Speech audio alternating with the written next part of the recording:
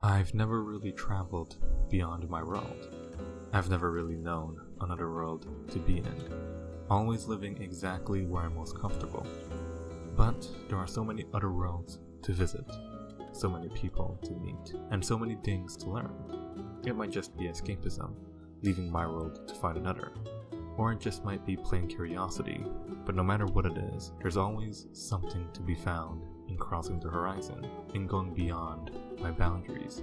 Of course, at the time, I never thought of it in this way. At the time, I was simply swept up in that world, lost in its atmosphere.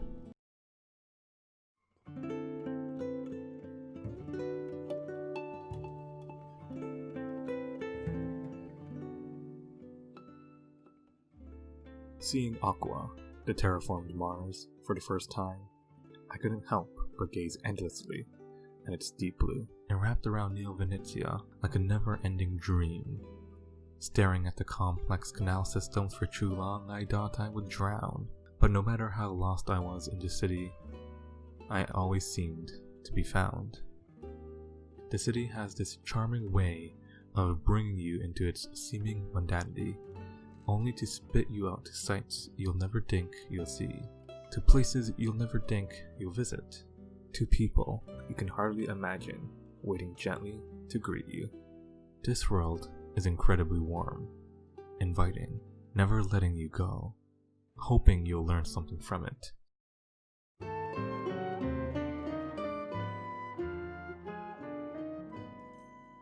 There's something magical in this world, and although I've only seen it one way, I'm sure others have experienced far more having stayed and lived there for so long, having really been at the heart of Aqua. I can only imagine the wonders that the city may be hiding once lived long enough. Sometimes I still dream about it, of all of the secrets still left waiting to be found, of all of the secrets that I can no longer explore having left this world already. That's the pull of Neo-Venezia.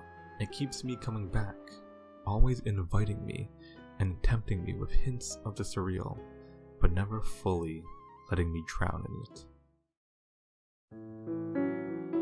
I remember walking endlessly through its streets, thinking I'd gotten lost somewhere, but emerging regardless to find a sight of the city crowding my view. Venturing on gondolas, empty alleyways emerged, always enrapturing and enticing all eyes. There were things to be found even there, in places seemingly abandoned and worn. I remember staying for huge festivities, crowded with history and splendor, joyous occasions with life brimming at the seams, and in quiet nighttime tributes to contrast. I remember seeing the tides swell to flood, a replication of how it was back in Venice, but faithfully found in this recreation.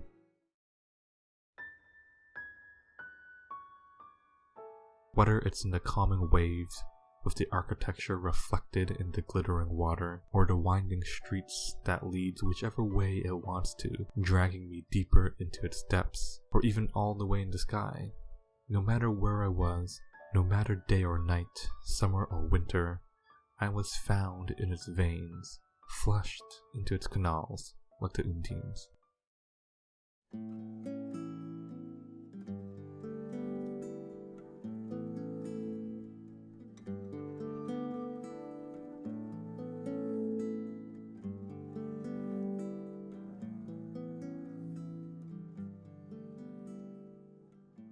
For much of my stay here, I was whisked away by the waves, guided by these gentle gondoliers who wanted nothing more than to show me the miracles found within.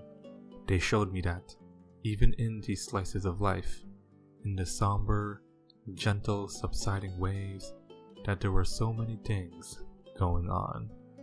No matter how slow it starts, and how seemingly steeped in the natural, it is a place full of wonders. And past the first few tides, the city had so many things to tell, so many characters full of growth, so many tears to be had. These Undines brought me towards views that would fill me with awe as I learned about them and the many people within the city.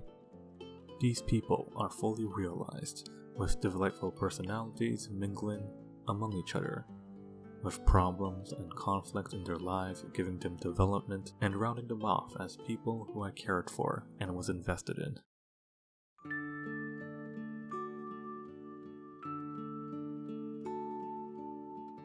I remember one of the Undine being completely absorbed by her dots of being an outsider in the world of Neo-Venezia. Like me, she wasn't a native, being someone who migrated over to work as an Undine. But despite having lived there, having met so many people, she felt as if she was outside, isolated, alone from the friends she's met. And even lonelier were her constant thoughts of one day having to leave everyone behind. That her wistful days as an apprentice would end, and so would all the time she's had. Dealing with these emotions and growing from them and changing, I couldn't help but root for her. All of these people had their distinct worries, personality, and growth, and it all propelled me forward on their gondolas. Each and every person I met had something new to bring. They would weave in and out, being important to the overall story they were all in. The term Undine refers to elemental beings of water. Some depict them as water nymphs, but our gondoliers are just ordinary people. But like those creatures of literature, they sing entrancing songs of their time together in engaging and moving waves, washing you over with themes and blooming progress of their story. And among those sung tales is actual song.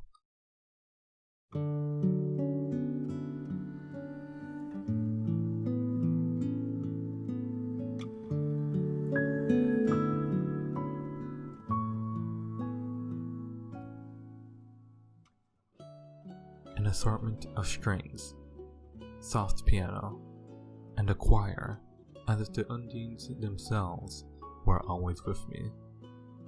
The sounds of the city always seemed to match with whatever was going on. It could be a silly jaunt, and there would be an appropriate accompaniment lifting me into its atmosphere. Sometimes it was the right amount of kindness or quirk. The city of Neo-Venezia is full of quirkiness, and it always knew how to get me right in the mood with more jumpy melodies and swinging notes when it needed to. On other occasions, when winding down from the day's worth of adventure, when, in the midst of a moment of clarity and meaning, I might find myself in steady chords with quiet and relaxing melodies to anchor myself in the grace of the city. Even now, beyond Neo-Venezia, its sound still enchants me, like walking on a warm spring sidewalk on a listless Sunday, and feeling as if the world could do no harm. But more than just the sounds of the city came with the Undine's own songs.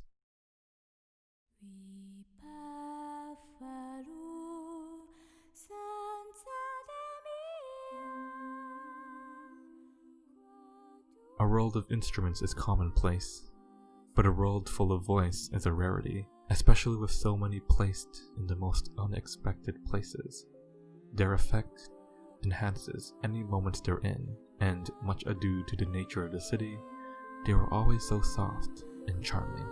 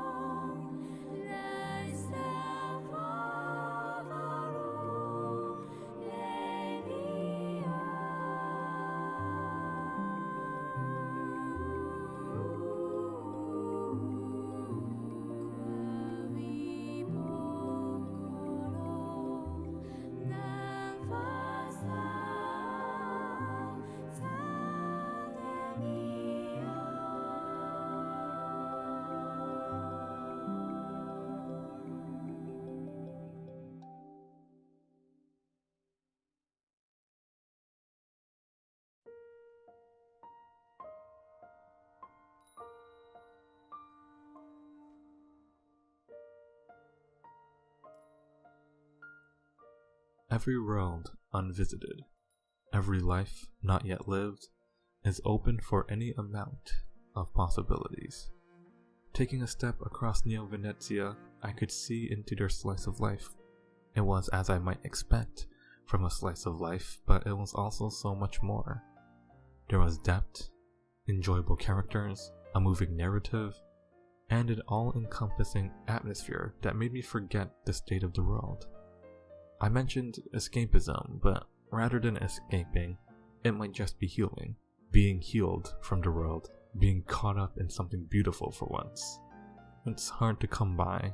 It's even harder to come by one that has so much meaning, themes, and lessons to be learned.